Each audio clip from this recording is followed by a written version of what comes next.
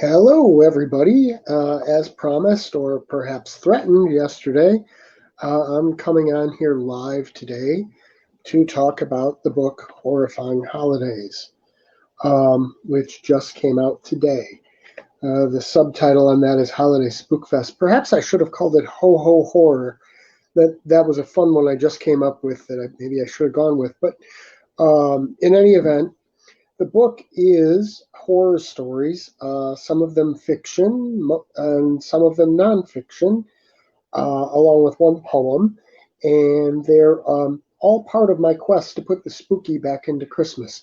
Now, if you think putting spooky and Christmas together is strange, let me tell you some of the highlights of the little introduction that I did.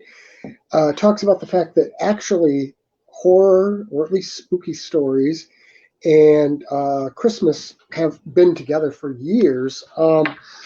They uh, they were a big deal in England and most of the UK and even the United States at one time. But it's sort of fallen out of favor in the United States, although it's still kind of a thing over in the UK, to the point where spooky stories are, part of their culture at Christmas. And if you think about it, because of the way the solstice works out and everything, um, Christmas time is actually a lot more hours of darkness than you get at Halloween. So it makes more sense to do it at Christmas time. Um, and also, another thing to think about is the fact that one of the most popular Christmas stories is A Christmas Carol by Charles Dickens. And that is really a ghost story. Ghost stories at Christmas time are very, very popular, or at least they were.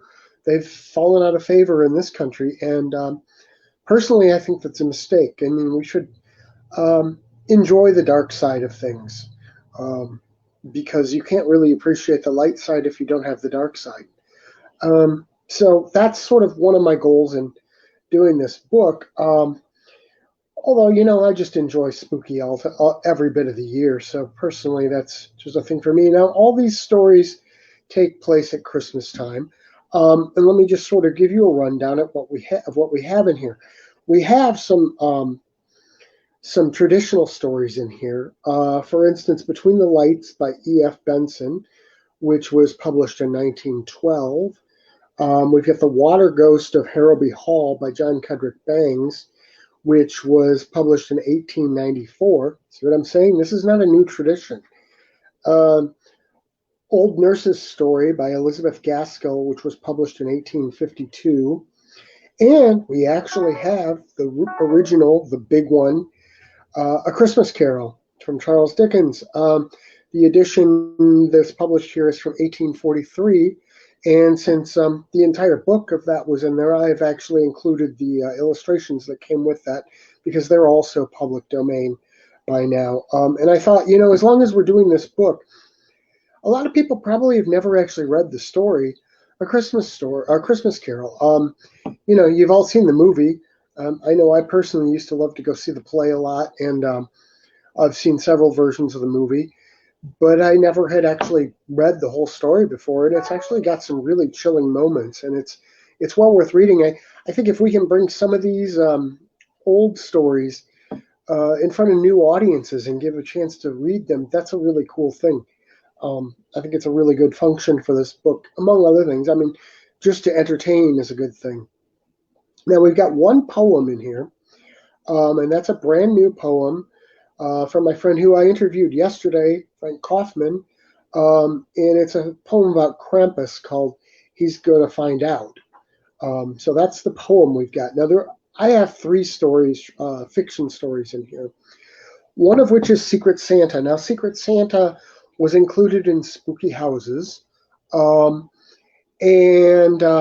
it's also in my Relics, Remnants, and Artifacts book. Um, Secret Santa is a story about a lady. It starts around Thanksgiving, and this woman gets a package delivered to her house. The doorbell rings, and then the package is just there. And she decides not to check her security camera footage because she figures her friends all know that she loves a good mystery, and she figures they're giving her a mystery. Well, as she starts getting more packages, and the packages get a little stranger and stranger, she starts to decide to do some research, and what she finds out is an even bigger mystery. And so, you get to find out exactly what's going on with that as the story progresses. I'm not going to tell you anymore, but it's a different kind of story. Um, and then I also have one called No Sugar Plums. And No Sugar Plums is the Christmas part of No Sugar Plums comes in that there's a particular Christmas for a young child that winds up changing his life, and not in a good way. When he hears some sounds downstairs and goes downstairs to see what he thinks is going to be Santa Claus, it turns out not to be Santa Claus, but something much different. And his entire life trajectory winds up changed from that. It's a pretty creepy little story, I think. Um, and then the final one I should mention that No Sugar Plums is actually also in Relics, Remnants, and Artifacts. But the other story I did, called Home for Christmas, is brand new for this collection, never been published anywhere else. It's about a family, and they're, as you find out after pretty quickly, they're not exactly the nicest family, but they always gather together for Christmas in the mansion that sits on an island off the east coast of the United States. And this particular year, they're gathering. It's just a sister and two brothers. And things don't quite turn out the way they were expecting for Christmas. And it's called Home for Christmas. Now we've got a couple of other short stories. There's a brand new one from Stephen Osborne called Christmas Creeps. Now, he writes a series called the Duncan Andrews Thrillers. This story is set in that series, but it's an independent story, and it's brand new, written for this collection. Basically, an investigator. I'm going to have him on, and he'll talk about it more clearly than I will, I'm sure. But he's got a paranormal investigator who shows up to help a couple with a haunting in their house, and it's just sort of the story of how that all kind of evolves, and what he finds out and things like that. It's a really cool story, though. I really, really enjoy that story. And then we've got another one called Christmas Presents, which is by a gentleman named Glenn Tilson. I'm going to see if I can get him on to do one of these, talk about his as well. I know he's got some tech issues for that, but we'll see if we can work around those. And it's a really short story, and it really is more about the atmosphere than anything else. I mean, I think it qualifies as flash fiction, I think, but without giving too much away, it kind of centers around a cat's fascination with the top of a tree and finding out what caused that fascination. Again, I'm not going to give anything more than that away on it. And then for nonfiction, I've done 4 nonfiction stories, and these are all stories that are based on hauntings that have some Christmas aspect to them. Now, I did 4 of these. I did one, Alcatraz Spectral Christmas Guest, which there was a Christmas party that wound up getting a ghost showing up at it when Alcatraz was still around, and it was at the home for the warden. And so I kind of detail some of that and talk about it, give you a little history of Alcatraz and that kind of thing. There's one, Anne Boleyn's Christmas Homecoming. There are several haunting stories about Anne Boleyn, who was one of King Henry VIII's wives, and the first one he had executed. And there are apparently a number of ghost sightings of her in England, but one of them centers around Christmas Day and Christmas Eve. And so I kind of talked about that, gave a little bit of her history, and then talked about that haunting. There's also the Crescent Hotel's Haunted Christmas Antics. There's a place in Arkansas, I believe, and it's called the Crescent Hotel, and it was built when they had the idea that these hot springs there were had healing powers, and it was designed, and at the time it was like one of the most luxurious hotels in the entire United States. Once the whole theory of those springs being all magical healing powers kind of vanished, the allure of the hotel sort of went away, and it fell into hard times. At one point, it became a hospital used for cancer patients, but there was a bad side of that too. The person running it was basically just a charlatan selling snake oil and hope to these people who had cancer. And in any event, it's been refurbished and restored, and it's a beautiful hotel now.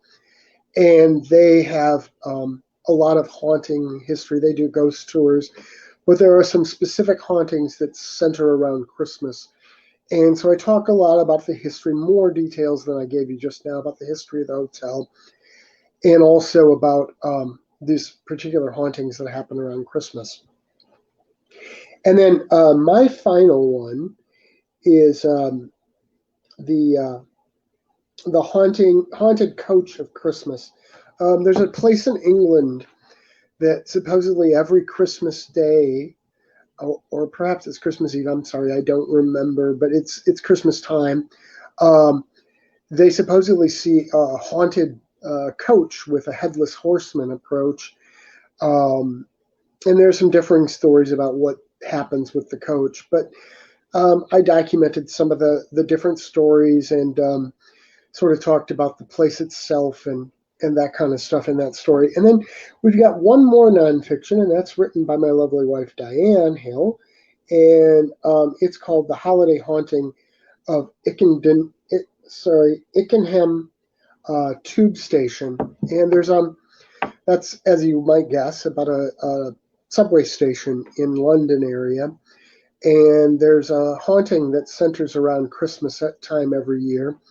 And so Diane kind of did some research on the station and its history, and kind of got some documentation on the different different stories that are heard about. And so that makes up this book. And it's a different side to your holiday stuff. I think the whole tradition of spooky for Christmas is a great tradition, and I know I'd like to see it brought back. So you can get Horrifying Holidays. You can either go to my website, GaryHillAuthor.com, and look on the Tales of Wonder and Dread page. It's down on the bottom there. You can buy other books. You get the links, which take you to Lulu to buy it. A little note about that. This one, I've been kind of avoiding publishing to Amazon lately because, for one thing, you have to raise the price so much just to make anything when they're at Amazon, because Amazon takes such a huge chunk. Well, I thought for this particular book, I was going to go ahead and do a special edition for Amazon, and it would have been higher priced, but at least it would have shown up on Amazon.